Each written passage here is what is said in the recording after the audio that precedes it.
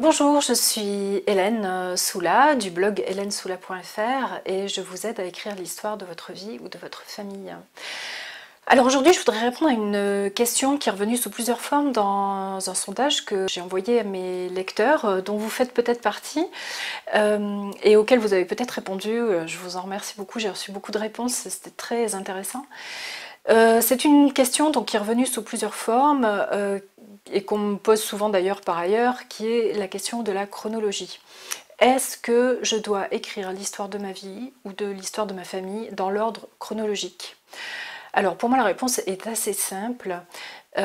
Quand on vous raconte une histoire ou quand vous racontez vous-même une histoire, ne serait-ce qu'une anecdote toute simple, ou si on vous demandait comme ça tout naturellement de raconter, de faire un petit résumé de votre vie, vous commenceriez par le début et vous arriveriez jusqu'à aujourd'hui. C'est le mouvement naturel d'une histoire. En gros, on la raconte quand même de la façon dont elle s'est déroulée, dans l'ordre où elle s'est déroulée. Ça a l'avantage d'une part de permettre à vos lecteurs de voir l'évolution du parcours que vous racontez, parce que c'est ça qui est intéressant dans l'histoire d'une vie ou l'histoire d'une famille, c'est l'évolution, comment on en est parti du point A et comment on en est arrivé au point B.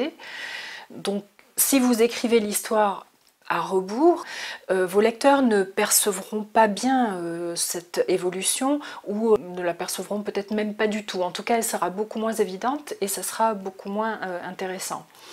La deuxième raison, c'est que écrire dans l'ordre où ça s'est déroulé, c'est beaucoup plus facile. Si vous racontez à l'envers, vous allez vous embrouiller. Donc oublier l'ordre antéchronologique, c'est une source de complication pour tout le monde. Le seul bémol, si je puis dire, c'est peut-être de commencer par aujourd'hui.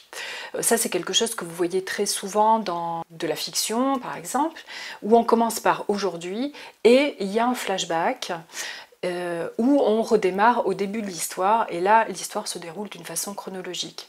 Alors par exemple, vous pouvez parler de vos parents, de vous-même aujourd'hui, des générations actuelles, enfin suivant si vous écrivez l'histoire de votre vie ou de votre famille.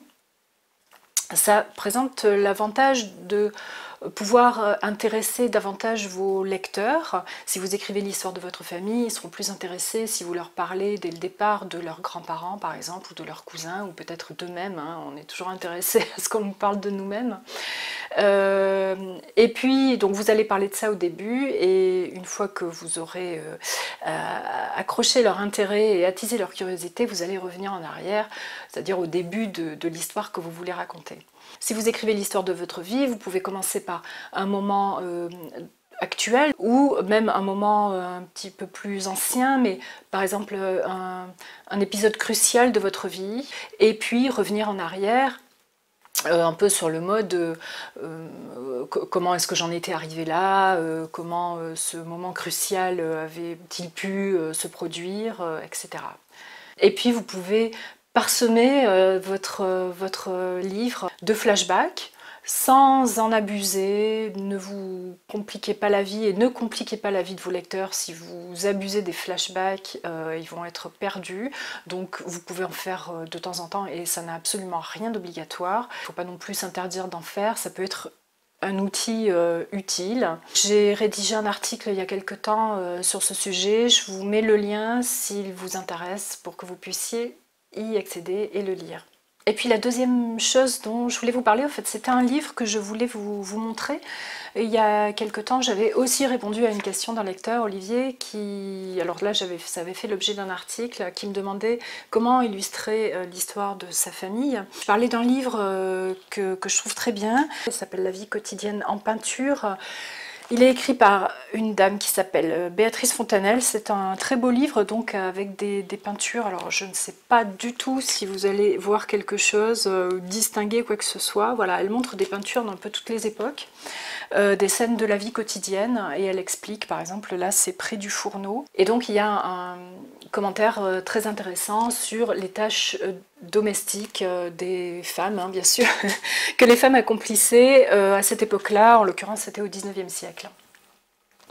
Voilà, c'est tout pour aujourd'hui. Je vous dis à très bientôt. Si vous avez des commentaires, ils sont les bienvenus. Il me semblait que j'avais autre chose à vous dire. Oui, il y a une question qui m'a été posée aussi récemment, c'est comment recevoir un mail à chaque fois que vous publiez un article sur le blog. Alors pour ça, il suffit de s'inscrire. Je vais aussi vous mettre le lien. Il suffit de s'inscrire en fait tout simplement et vous êtes informé à chaque fois que je publie un article ou une vidéo maintenant. Je vous dis à très bientôt.